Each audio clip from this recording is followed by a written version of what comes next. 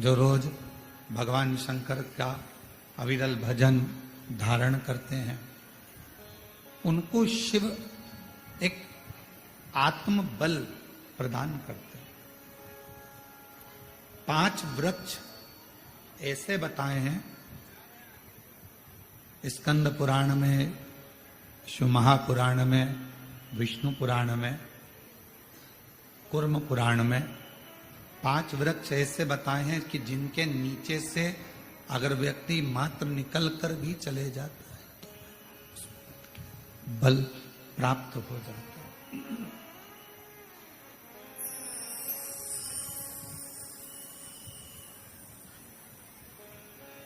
कभी मौका लगे तो आप, कभी आपको मौका लगे तो आप कूर्म पुराण को एक बार जरूर पढ़ना। स्कंद पुराण को, शंभु शंभु शंभु शंभु, कभी मौका लगे तो शिव महापुराण को, लिंग पुराण को, कूर्म पुराण को अवश्य पढ़ें। और जब आप पढ़ेंगे, उसको अध्ययन करेंगे, थोड़ा सा ध्यान देंगे तो आपको मालूम पड़ेगा 5 वृक्ष ऐसे हैं जिनके मात्र नीचे से निकल जाने पर भी व्यक्ति को बल प्राप्त हो। पहले नंबर पर है बेलपत्र का वृक्ष, दूसरे नंबर पर है शमी का वृक्ष, तीसरे नंबर पर है आंवले का वृक्ष, चौथे नंबर पर है पीपल का वृक्ष और 5वें नंबर पर है वट वृक्ष।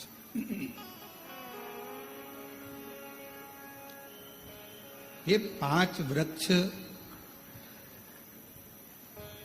इन वृक्षों की मात्र छांव, इन वृक्षों की मात्र छाया हमको बल प्रदान करती है। हमें एक अलग से एनर्जी देती है, हमको अलग से बल देती है, अलग से एनर्जी देती है, अलग से बल प्रदान करती है। और इन वृक्षों के नीचे अगर मान लो कोई 5 minute, 7 minute, 10 minute, 15 minute, 20 minute कोई बैठ गया और वहां बैठकर भगवान शंकर के पंचाक्षर मंत्र का नमः शिवाय, षडाक्षर मंत्र का ओम नमः शिवाय या श्री शिवाय नमस्तुभ्यम का जाप या द्वादशाक्षर मंत्र ओम नमो भगवते वासुदेवाय का जाप, राम नाम, कृष्ण नाम, शिव नाम का जप यदि कोई मन से इन वृक्षों की वृक्षों की छांव में बैठकर यदि करता है तो उसको उसका फल अवश्य प्राप्त होता है, उसका फल उसे अवश्य मिलता है।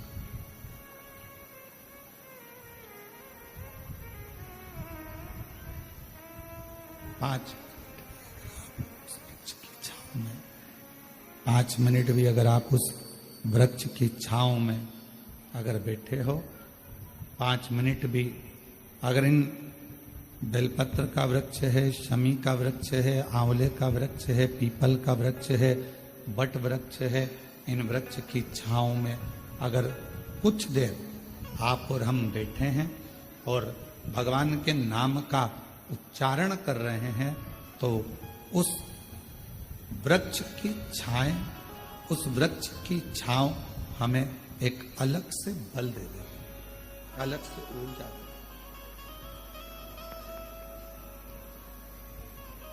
और मेरी जीजियों, मेरे जीजाओं, मेरी बेटियों, बेटाओं, मेरी माताओं, मेरे भाई, मेरी बहनों, एक निवेदन करेंगे कि कभी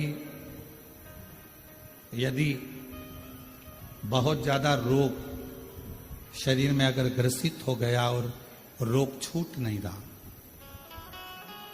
तो शमी के वृक्ष के नीचे बैठकर या तो भगवान शिव का नाम या भगवान श्री गणेश जी महाराज का नाम, जैसा तुम जप सकते हो, जैसा तुम बोल सकते हो, जैसा तुम भज सकते हो, वैसा भजो, वैसा करो, जैसा तुमसे बन जाए। शंभु शंभु शरणे मां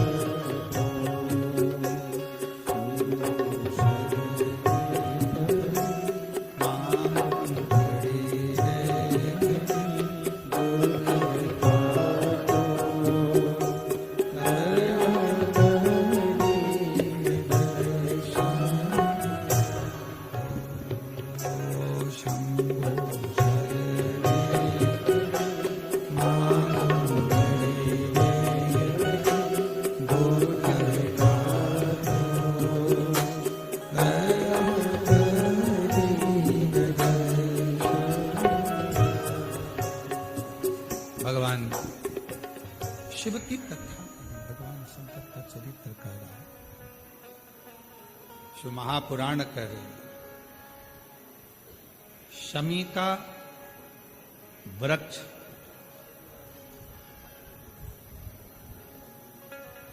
हमारे शरीर में जो रोग होता है, उस रोग के जितने भी तत्व होते हैं उनको शमी का वृक्ष खींचता।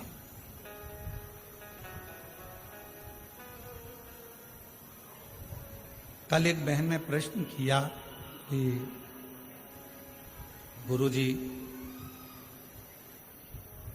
आपने कहा कि शमी का जो वृक्ष होता है वो बड़ा हो जाता है, बड़ा होने के बाद उसको घर में नहीं रखते, छोटा पौधा, छोटा सा पौधा घर में रख सकते, और वो छोटा सा जो पौधा है उसको तो हम घर में रख सकते, पर वृक्ष, शमी का वृक्ष जितना बड़ा होता चले जाता है तो उसको घर से अपन रखते नहीं, उसको फिर कहीं बगीचे में या कहीं एकांत में या जहां उसकी जरूरत है वहां उसको लगा दिया जाए। गणेश पुराण में एक बात आती है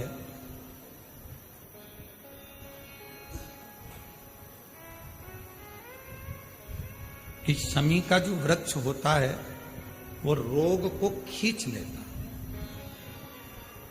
बीमारी को खींचता, तकलीफों को खींचता, दुख को खींचता, शरीर के रोगों को वो खींच लेता।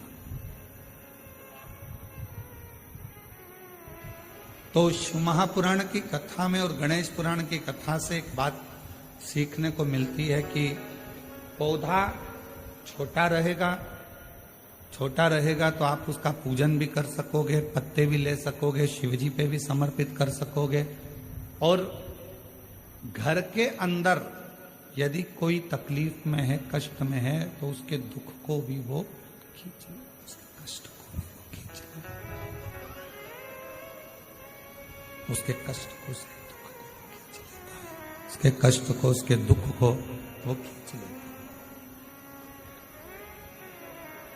पर जैसे ही शमी का पौधा बड़ा हुआ, शमी का वृक्ष बड़ा हुआ, और उस वृक्ष के इर्द गिर्द से अगर निकल कर जा रहा है, शमी के उस वृक्ष के आसपास से इर्द गिर्द से अगर कोई निकल कर जा रहा है, तो उसके भी रोग को वो खींचता, उसके भी रोग को वो खींचता।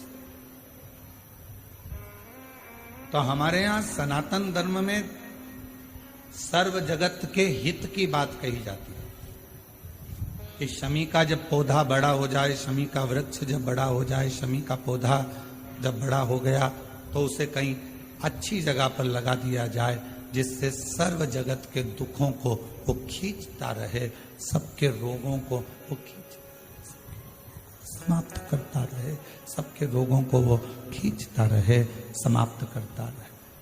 सर्व जगत के हित। छोटा है पौधा अपने नजदीक। शिव महापुराण में 5 वृक्षों का जो वर्णन किया गया, पहले नंबर पर है बेलपत्र का वृक्ष, दूसरे नंबर पर है शमी का वृक्ष, तीसरे नंबर पर है आंवले का वृक्ष, चौथे नंबर पर है पीपल का वृक्ष, और 5वें नंबर पर है वट वृक्ष। ये हमको बल देते हैं, और हमें जो बल प्रदान करते हैं, हमें जो एनर्जी देते हैं, हमारे दुखों को ये नष्ट करते हैं। हमको एक अलग से बल इन पौधों से, इन वृक्षों से प्राप्त होता है, हमें प्राप्त होता है। और वो जो बल है, और हमको जो बल मिलता है इन वृक्षों के नीचे बैठकर, इन वृक्षों के नीचे भगवान का भजन कर कर, स्मरण कर कर, कीर्तन कर कर, मंत्र जाप कर कर, नाम जाप कर कर, वो बल एक अलग ही बल है, वो बल एक अलग। और शंभु शरणे मांगू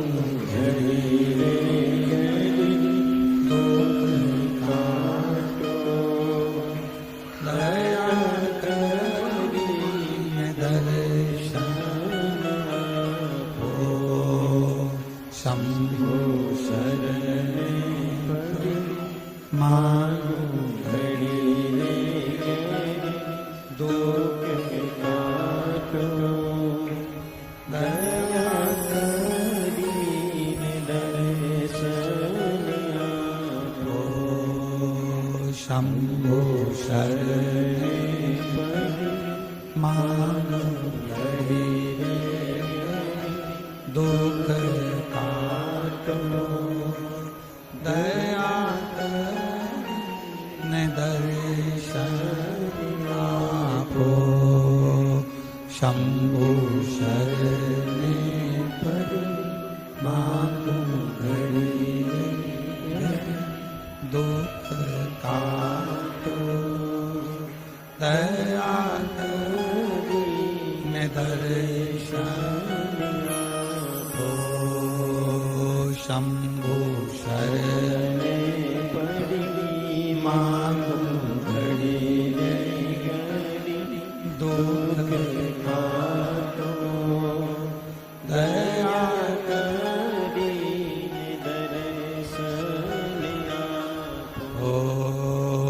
शंभु शरणे मांगू दुख काटो, दया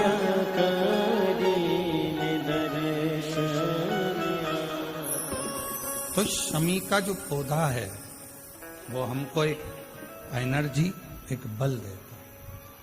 और उस पौधे के नीचे थोड़ा प्रेशर बढ़ा दो, उस पौधे के नीचे जब हम बैठते हैं, भगवत भजन करते हैं, नाम जाप करते हैं, स्मरण करते हैं, तो उसका फल हमको अधिकता में प्राप्त होता है। अधिकता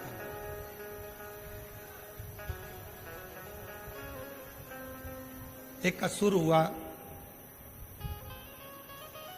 जिसका नाम था मायासुर। और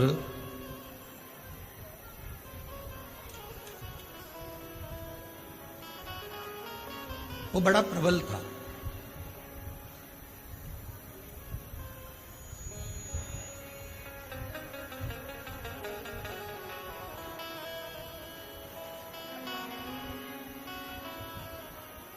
शिव महापुराण में चरित्र आता है मायासुर का कि वो बड़ा प्रबल था। इतना इतना बल उसके अंदर था। भगवान ने स्वयं ब्रह्मा जी से पूछा, क्या इसको बल तुमने दिया?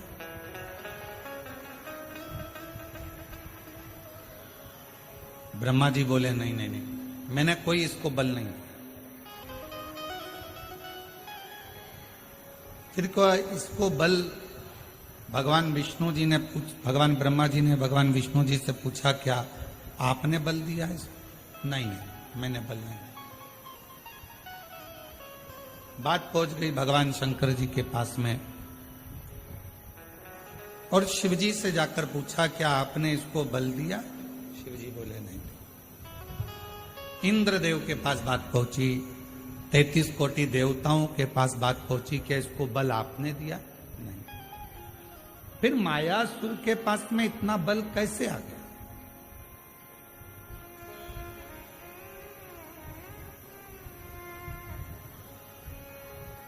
असुर है, राक्षस है, ना इसने अभी कोई तप करा, ना अभी इसने कोई साधना करी, ना कोई इसने व्रत करा, ना कोई उपासना करी, फिर इतना बल इसके पास कैसे आ गया? इतना बल इसको कैसे प्राप्त हो गया?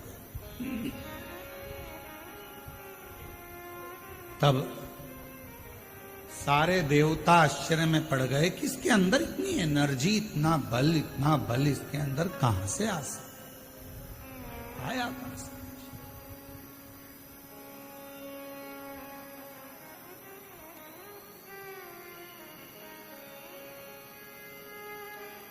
सब देवता तैयारी में लग गए कि मालूम करो कि आखिर इसके पास में बल आ कहां से।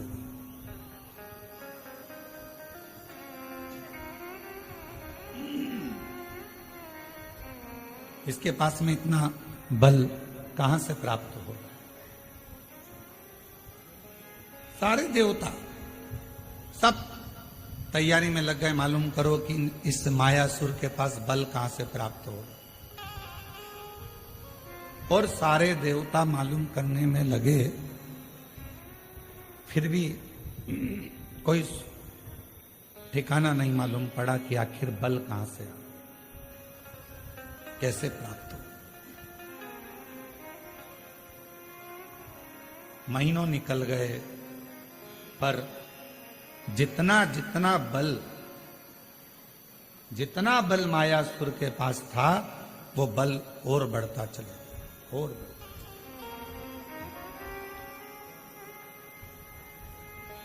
फिर भगवान ब्रह्मा जी स्वयं भगवान विष्णु जी के पास में गए और जाकर पूछा कि बताओ इसके पास में इतना बल कैसे आ गया?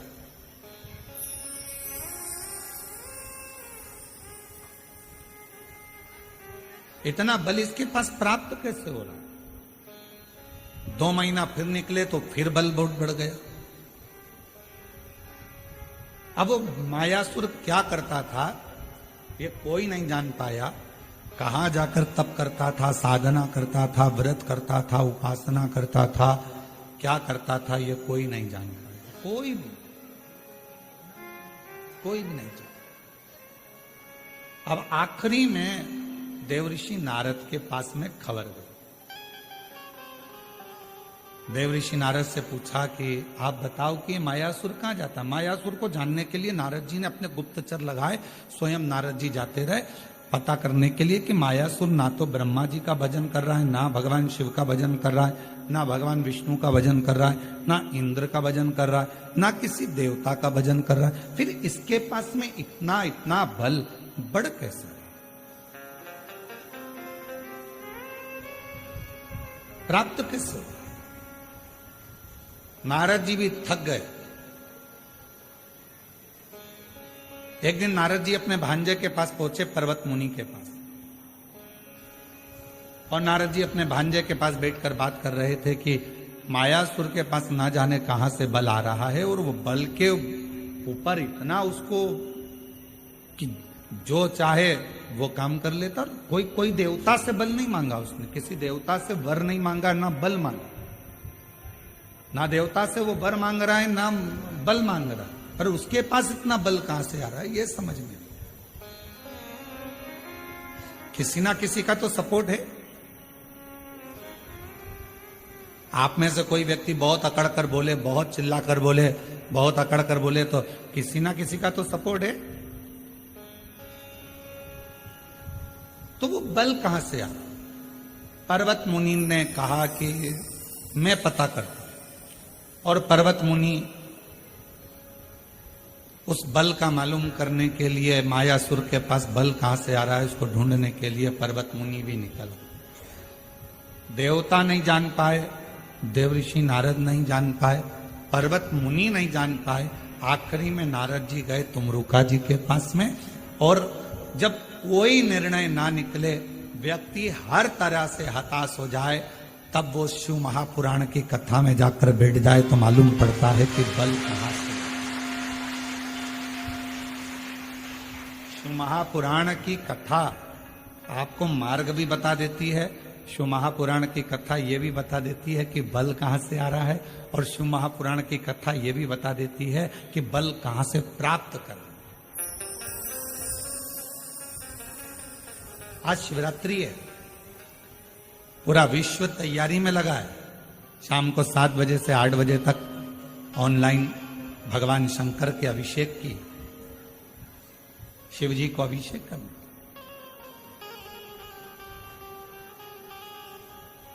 और अगर मौका लगे तो शिव महापुराण की शिवरात्रि की आराधना को एक बार पढ़ना, उसमें वर्णन मिलता है कि शिवरात्रि के दिन भगवान शंकर पर धान्य चढ़ाने का क्या फल है, काली मिर्च चढ़ाने का क्या फल है, काली तिल चढ़ाने का क्या फल है, फूल चढ़ाने का क्या फल है, धतूरा चढ़ाने का क्या फल है, बेलपत्र चढ़ाने का क्या फल है। और जब वो 12 महीने की शिवरात्रि नहीं कर पाता और 12 महीने शंकर जी का पार्थिव लिंग का पूजन नहीं कर पाता, मात्र एक शिवरात्रि के दिन भी अगर वो पार्थिव लिंग का पूजन कर लेता है तो पूरे वर्ष की शिवरात्रि का फल उसको एक बार में ही प्राप्त। और ये हमारी बात पर भरोसा मत करो, आप तो शिव महापुराण की कथा पढ़ो, उसका अध्ययन करो, गीता प्रेस गोरखपुर के शिव पुराण लेकर आओ, उसको पढ़ो, उसमें आपको मिलेगा, अध्ययन करो।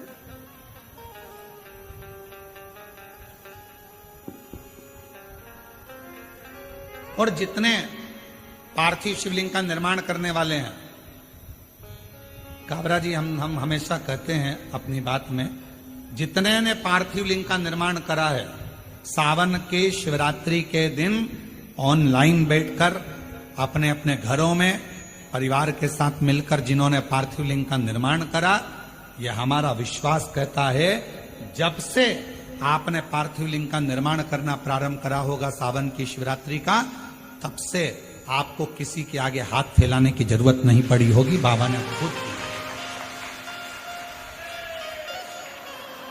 आप जितने साल से कर रहे हो, आप अगर 2 साल से कर रहे हो तो 2 साल से अंदाजा लगा कर देखो, आपको किसी के आगे हाथ नहीं फैलाना पड़ा होगा। पहले का समय निकाल कर देखना, थोड़ा सा तकलीफ आई, पैसा नहीं है, धन नहीं है। आज का समय कहीं से भी भगवान तुम्हारी व्यवस्था करेगा और तुम्हारे घर में धन की कमी कहीं से नहीं आने देगा, अगर आपने सावन की शिवरात्रि का पार्थिव लिंग पूजन करा है तो। पार्थिव लिंग पूजन अगर सावन की शिवरात्रि का कर लिया तो तुम्हारा घर तुम्हारा नहीं रहता, शंकर भगवान का निजी घर बन जाता है और शिव जी उस घर को संभाले।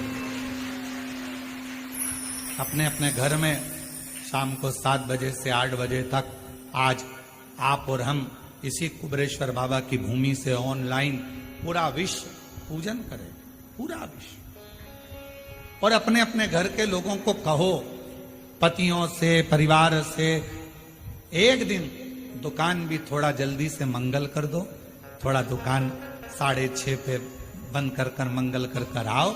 आज दोनों बैठकर तुम साल भर भले दुकान 10 बजे रात्रि तक खोलो, पर एक दिन सावन की शिवरात्रि के दिन दोनों जोड़े से बैठेंगे, परिवार के साथ बैठेंगे, शिव जी को निमंत्रण देंगे अपने घर में जाकर। 365 दिन में से केवल एक दिन आप सावन की शिवरात्रि का मेरे साथ बैठकर शंकर जी का पूजन करो।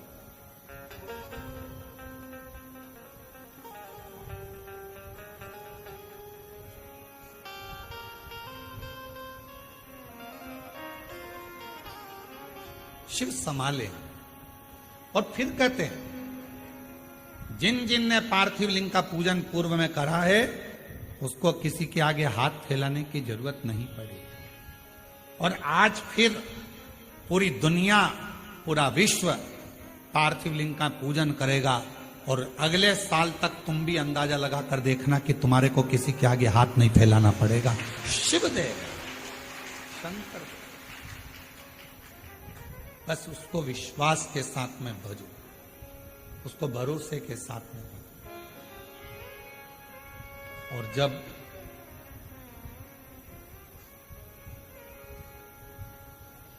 हम भरोसे के साथ शिव जी को भजते हैं तो हमारा बाबा भोलेनाथ हमारी झोली खुशियों से जरूर भरता। और तुम आना भोले बाबा मेरे मकान में, तेरा डमरू डम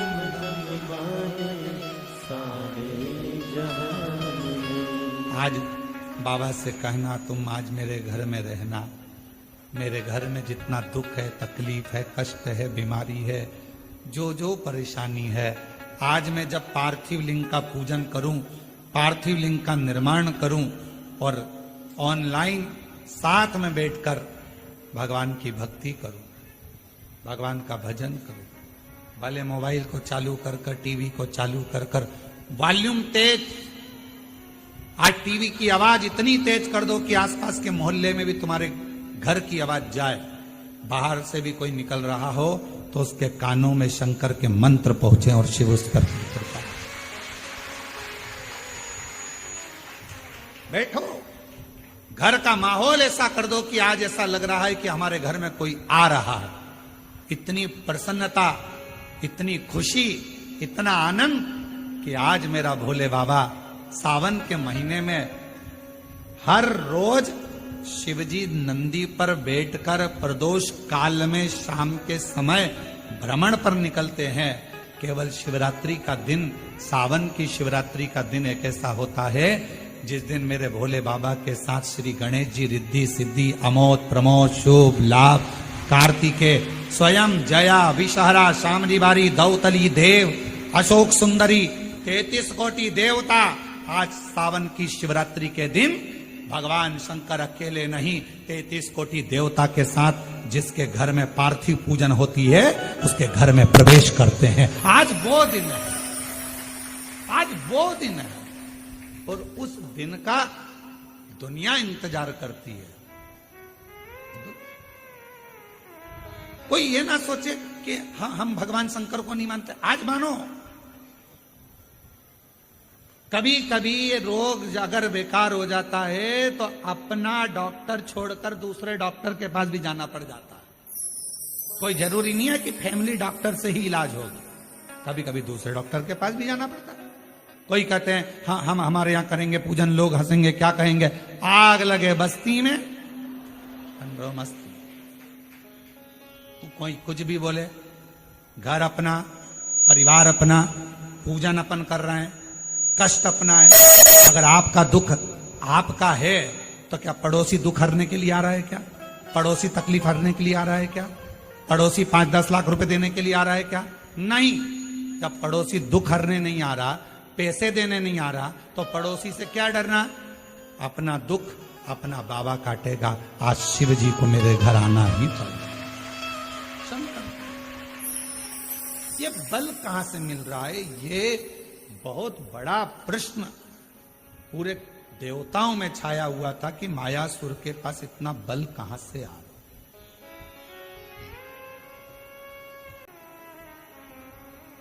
और गुप्ता बहन जी, कल आप नहीं आई थी तो आपकी बेटी है, तो हमने उनसे कहा था क्यों नहीं आई, तो कहा थोड़ा स्वास्थ्य नरम गरम चल रहा है। तो हमने कहा उनसे कहना कि कथा में आएंगी तो बल अपने आप मिल जाएगा, चिंता ना करें। ये शिव की उदारता है जो भगवान शंकर आपको बुला लेता है। तो हम कहें ये बल अंदर से प्राप्त शिव देता है। और आपकी बेटी को भी धन्यवाद है जो पूर्ण तरह से आपको हाथ पकड़कर लेकर आ जाती है। साधु का ये बल है हमारे भीतर। अब मायासुर के पास इतना बल कहां से आ रहा है, कौन दे रहा है? तब देव ऋषि नारद को लगा कि मैं जाकर मालूम करूं कि इतना बल कहां से है। कहां से? नारद जी को मालूम नहीं पड़ा, पर्वत मुनि को मालूम नहीं पड़ा, 33 कोटि देवता ने सब आपस में बात करी क्या तुमने वर दिया, तुमने वर दिया, तुमने वर दिया? नहीं, हमने नहीं दिया, हमने वर नहीं दिया। क्या तुमने बल दिया? नहीं। अच्छा बोलो, ईमानदारी से बताओ, तुम्हारा बेटा बाजार में जाकर 10 रुपए की फुल्की खा रहा है और किसी ने आकर तुमको बता दिया कि इसने 10 रुपए की फुल्की, चाट, पानी पतासा, गोलगप्पा, चाउमीन, बर्गर 10 रुपए का खाया। वो घर आया, तुमने पूछा कि नहीं पूछा? क्यों रे 10 रुपए कहां से आए थे? मैंने तो तुझे दिए नहीं।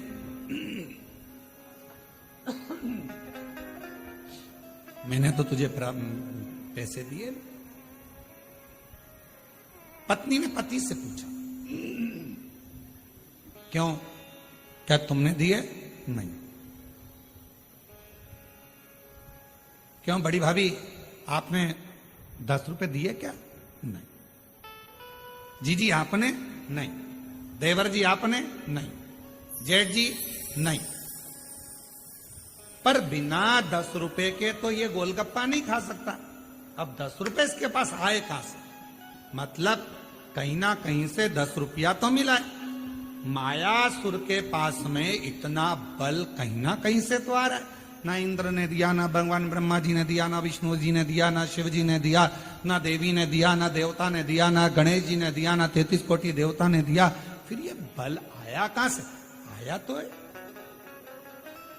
कहीं ना कहीं से तो प्राप्त हुआ। कहां से आया? बेटे के पीछे मां लग गई, 10 रुपए आए कहां से? आए कहां से? 10 रुपए आए कहां से? 5 दिन, 10 दिन, 15 दिन, 20 दिन, 1 महीना, 2 महीना छुपती। अब 20 दिन के बाद, 25 दिन के बाद जो मां थी उसकी बहन आई और आकर बैठी और बैठते बैठते बात निकली कि कमलेश तो अपने दोस्तों के साथ मेरे यहां आया था और इतना प्यार करा ना, मैंने उसको मासी मासी कह रहा था और फिर जाने लगा तो मैंने उसको 10 रुपए दिए थे कि ये 10 रुपए तू रख ले। ये 10 रुपए मां को मालूम पड़ गया। अब बुद्धि में आया 10 रुपए तूने दिए थे। हम पूरे घर से पूछ लिए कहां से आए, मायासुर के पास इतना बल कहां से आया, सबसे पूछ लिया। आखिरी में तुम रुका जी के पास जाकर पूछा कि ये मायासुर के पास इतना बल आ कहां से रहा।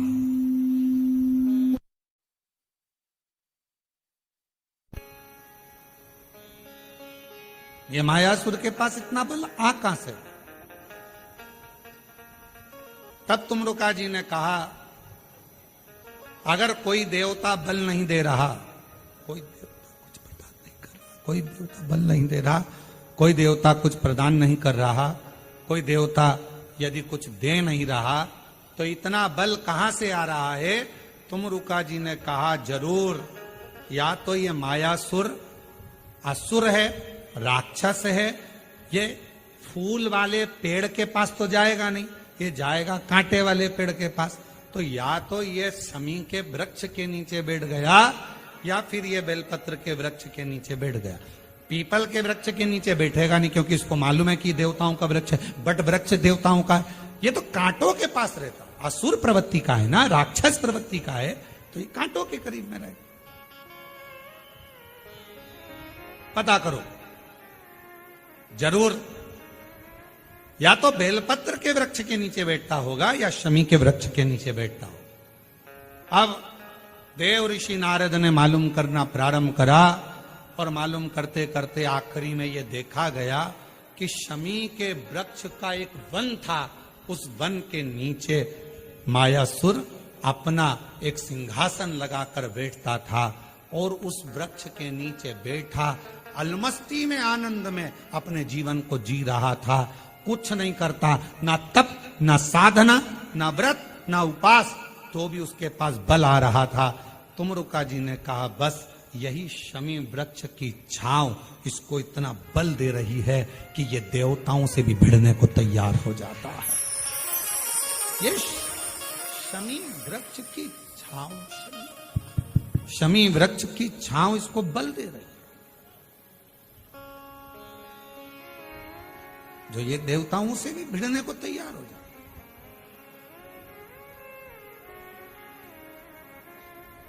गणेश पुराण में आता है कि शमी वृक्ष की पत्ती को जब कोई नारी, पुरुष, बच्चा, बूढ़ा, जवान उस शमी के पत्ते को बेलपत्र के साथ लेकर जब शिवालय तक जाता है, जितनी देर तक वो शमी का पत्ता उसके हाथ में रहता है, जितनी देर तक शमी का पत्र उसके घर में रहता है, जितनी देर तक शमी का पत्र उसके स्पर्श में रहता है, उतने उतने शरीर के रोग, दुख, ताप काट देता है और उसे अलग से बल प्रदान कर देता है। शमी पत्र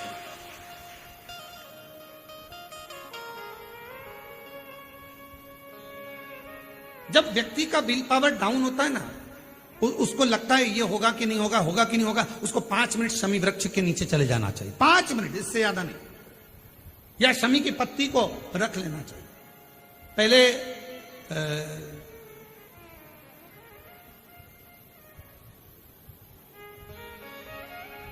वो स्थान का ध्यान नहीं आ रहा है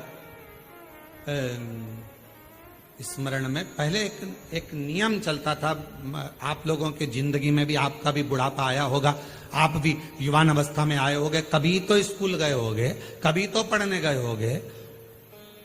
सबसे पहले अगर हमारे विद्याध्ययन को निकालेंगे तो हमारे यहाँ एक नियम चलता था कि शमी की पत्ती को किताब के अंदर उसको विद्या के रूप में रख लिया जाता था। बाद में ये नई नई डिजाइन की पत्ती आ गई तो विद्या का पेड़ पैदा कर दिया इनने। अब वो विद्या का पेड़ पैदा कर दिया तो विद्या को रखने लगे। विद्या की पत्ती को लोग शमी की पत्ती समझने लगे, क्योंकि उसमें भी ऐसी पत्तियां निकली रहती है और शमी की पत्ती भी ऐसी ऐसी निकली रहती है। तो पहले नियम था कि किताब के अंदर शमी की पत्ती को रख लेते थे और कहते थे इसमें विद्या है, इसमें विद्या है। विद्या का मतलब क्या, उसको बल मिलता था, एनर्जी मिलती थी। एग्जाम में बैठता, कंपटीशन एग्जाम में बैठता, जब वो कोई इंटरव्यू देने के लिए बैठता या टेस्ट देने के लिए बच्चा बैठता तो वह खुश होता था, मेरी किताब में शमी, मेरी किताब में विद्या रखी है। विद्या से मतलब आज के जमाने में लोग विद्या का पेड़ की पत्ती रख लेते हैं, पर रखते क्या थे, जम के बोलो, शमी की पत्ती रखी क्या जाती थी, शमी की पत्ती। और वो शमी की पत्ती क्या देती थी, उस बच्चे को बल देती थी, एनर्जी देती थी। डामाडोल नहीं होगा, टेंशन मत लेना, विल पावर कमजोर नहीं होगा। पत्ती रखी है शमी की, उसके नजदीक में शमी बल देती है।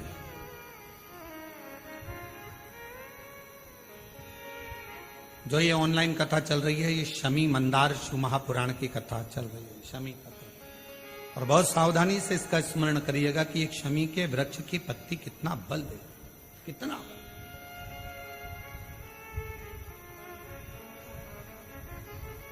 शायद आप लोगों में भी कोई ना कोई तो ऐसा होगा जिसने बचपन में विद्या की पत्ती रखी होगी। वो विद्या की पत्ती बाद में आई होगी, पहले थी वो शमी की पत्ती। कौन कौन ने रखी, जरा हमने तो रखी, हमने भी रखी। वो पत्ती तोड़ कर रख लेते थे, उसमें विद्या बढ़ेगी, विद्या बढ़ेगी। विद्या बढ़े मतलब बल बढ़ेगा, अपने अंदर एनर्जी आ। बल। अब उसको लोग आजकल विद्या की पत्ती अलग से आने लगी तो लोग उसको विद्या की पत्ती तोड़ने लगे, नहीं तो रखते थे वो शमी की।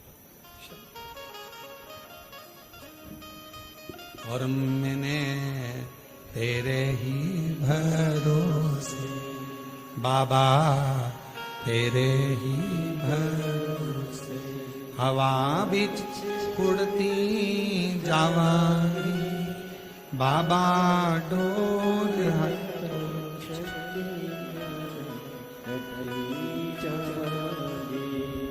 भोले मैं तेरी शंभु मैं तेरी हवा बिच उड़ती जावांगी बाबा, डोल हटो छड़िया में कटरी जावांगी। जैसे शिव का द्वार बेलपत्र, यहाँ शास्त्र कहता है आंवले का वृक्ष, शमी का वृक्ष, पीपल का वृक्ष, बट वृक्ष, ये हमको बल देते हैं, बल।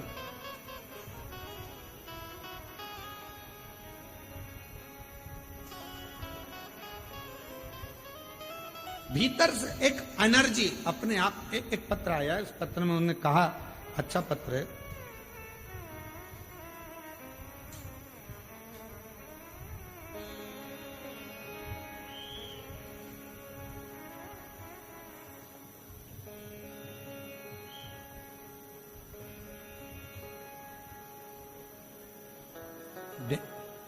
गेंजी डूंगरपुर राजस्थान से हैं।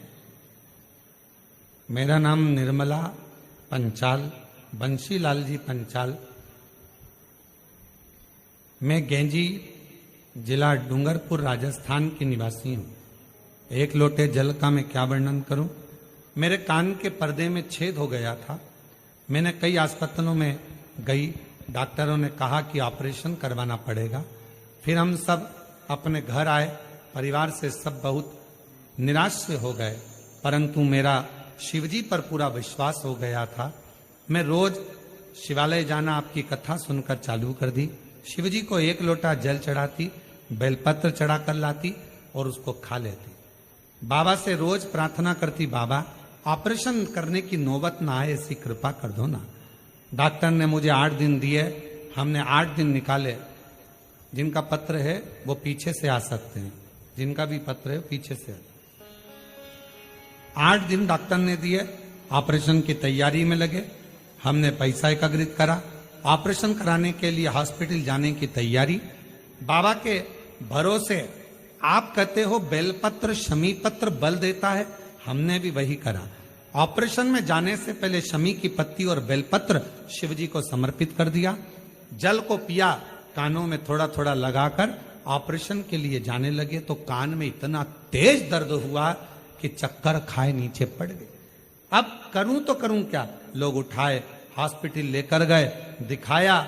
जब डॉक्टर ने ऑपरेशन के लिए जांच करना प्रारंभ करी तो बाबा की ऐसी कृपा हो गई कि मेरे कान का पर्दा पूरी तरह से पैक हो गया, उसमें छिद्र नहीं था। मैं बाबा को प्रणाम करने के लिए यहां पर आया, बाबा को नमन करने के लिए। एक पत्र और अच्छा है।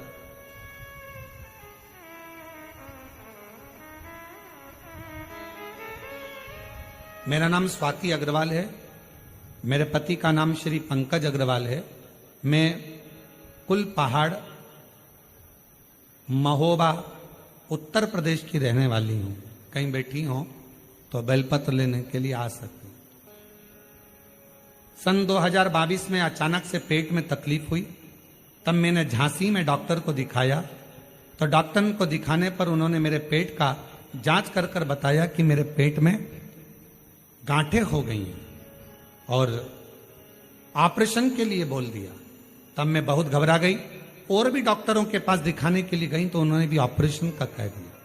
मेरी माता टीवी पर आपकी कथा सुनती हैं, उन्होंने कथा सुनते सुनते मुझे फोन कर कहा, तो चिंता मत कर, तू भी सीहोर वाला महाराज की कथा सुनना प्रारंभ कर, शिव पुराण की कथा सुन और एक बार सीहोर जाकर कंकर शंकर का पूजन कर। हम लोग 2022 में दर्द हुआ, हम लोग पूजन पाठ में लग गए और 2023 में हम लोग रुद्राक्ष महोत्सव में यहां पहुंच गए।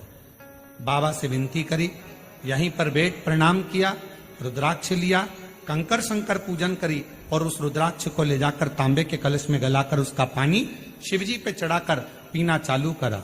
बाबा, मेरा ऑपरेशन के लिए फिर मेरे पेट में दर्द हुआ, हम फिर पहुंचे, डॉक्टर को दिखाया, गांठ गली नहीं थी। पुनः फिर शिवजी के मंदिर जाना, झाड़ू लगाना, पोछा लगाना, शिवजी पर रुद्राक्ष का जल चढ़ाना, उसको पीना चालू करा।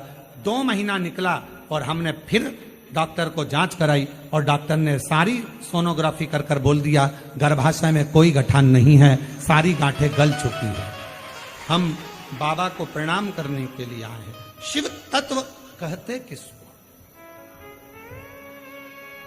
और तेरी कृपा का क्या है भरोसा, कब किस पर हो जाए, जरा सी हम पर कर दो, जरा सी हम पर कर दो।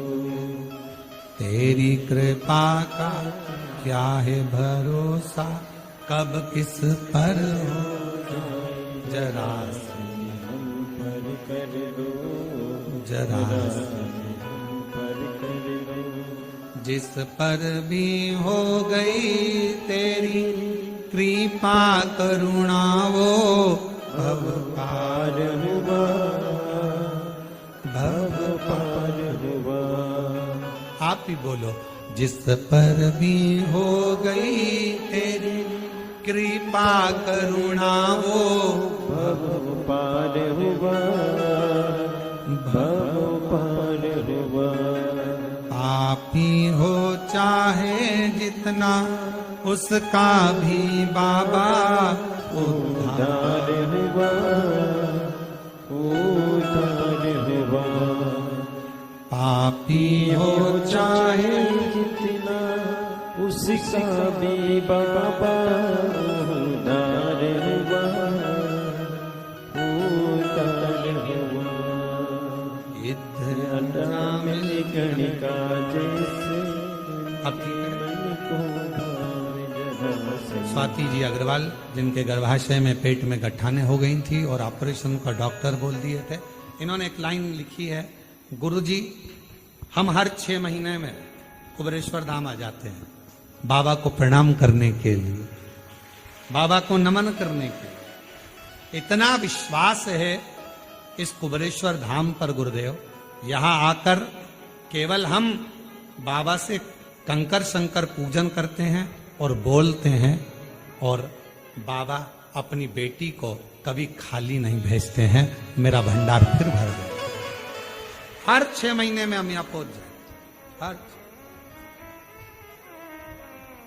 एक विश्वास जागृत हो, भरोसा जागृत।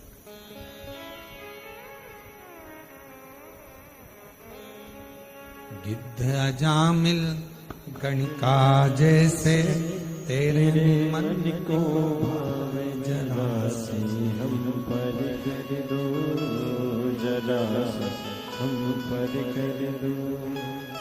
तेरी कृपा का क्या है भरोसा, कब किस पर हो जाए, जरा से हम पर कर दो, जरा से हम पर कर दो। तेरी कृपा का क्या है भरोसा, कब किसी पर कर दो।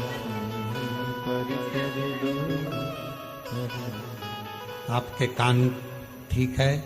पति को शुगर हाई रहती थी, हर कभी बेहोश हो जाते थे, और उन्होंने कहा, पत्र में मैंने लिखा, आप पढ़े नहीं गुरुदेव।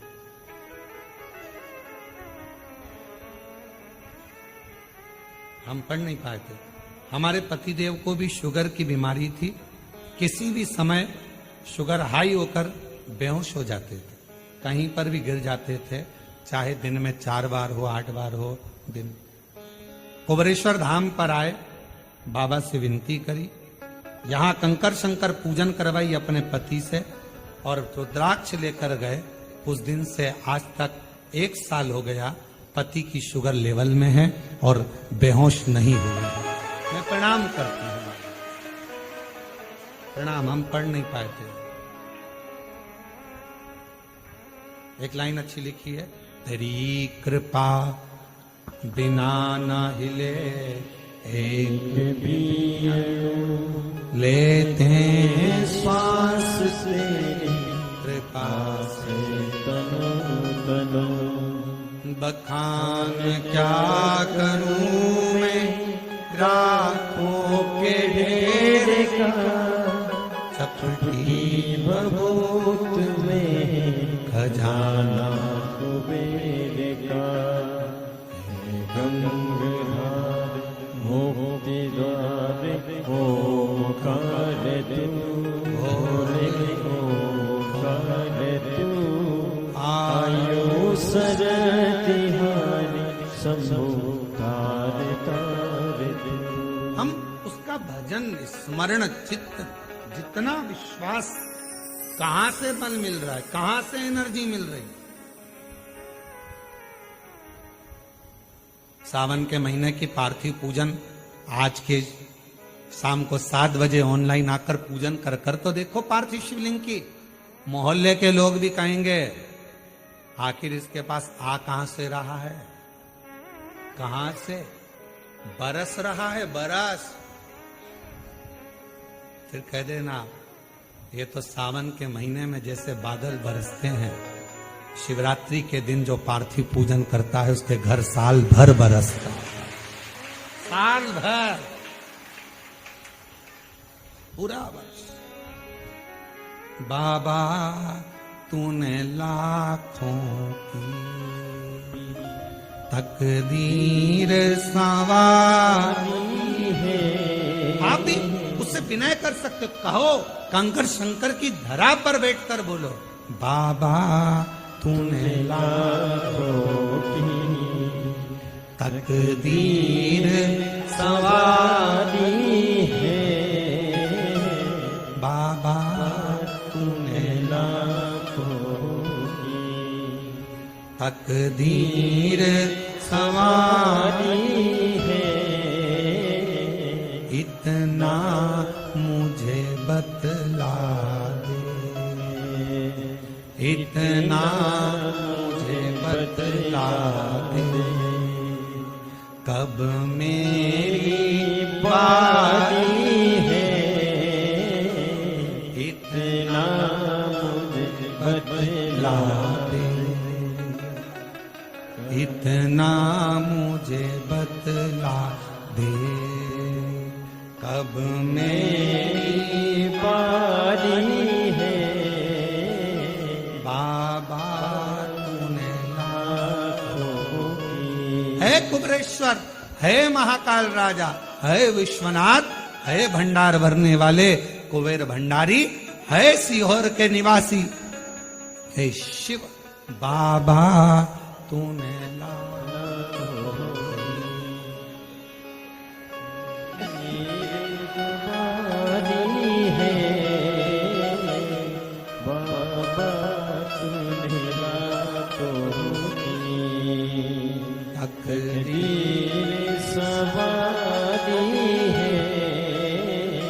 इतना मुझे बता दे, इतना मुझे बतला दे, कब मेरी बारी है। इतनी कृपा कर दो कि तुम करुणा करते रहो। और फिर कहूं बाबा से कहकर जाना, इतना देना, इतना देना। हमारे एक परिचित एक आते हैं और हमने एक बार उनका व्यासपीठ से भी नाम लिया, अभी वर्तमान में विधायक है। वो पहली बार कुबेरेश्वर धाम आए थे तो ट्रेन से आए, और ट्रेन से आए धक्के खाते, लोकल डब्बा, और उसमें, और अब तो महाराष्ट्र वालों को और खुशी होना चाहिए कि तुम्हारे महाराष्ट्र से त्रिंचापल्ली ऐसा कोई जगह है, वहां से भगत की कोठी राजस्थान तक एक ट्रेन अकोला, और ये सारा क्षेत्र कवर करती करती उधर से पूरे महाराष्ट्र के यात्रियों को लेती सीहोर तक आना चालू हो गई। सीहोर में उसका स्टॉपेज होता है, फिर आगे बढ़ती है। और उसमें first AC, second AC, third AC, sleeper, local सब है। अब तो महाराष्ट्र वालों के लिए और सुविधा हो गई, अब तो कहीं जाने की जरूरत नहीं, डायरेक्ट सीहोर। शाम को शायद 4 बजे पहुंचती है, 4 बजे उतरती है, भगवत भजन सीधे वहां से चले महाराष्ट्र से अकोला और अधिकाधिक भुसावल और उसके आगे तिरचापंडली कहीं है स्थान, वहां से चलती है और भगत की कोठी तक। तो वो जो विधायक महोदय वो ट्रेन से आए थे, लोकल डब्बा था। आए, स्टेशन पे उतरे, स्टेशन पे उतर कर ऑटो करा, ऑटो से यहाँ तक पहुंचे, पूजन वगैरह करी और बाबा को विनती कर चले। उनको भी नहीं मालूम था, बस यहां आकर उन्होंने एक ही बात कही, बहुत धक्के खाकर आया हूं। और हम फिर कह दें, जिसने यहां के धक्के खा लिए उसे संसार के धक्के नहीं खाना पड़ते। और कभी हमने देखा है कई लोग कावड़ यात्रा में आते हैं, प्रदोष की कावड़ जो 6 अगस्त को भराएगी, कई लोग उस कावड़ यात्रा में केवल यही आते हैं कि हम थोड़ा सा धक्का खाएंगे, आगे बढ़ जाएंगे।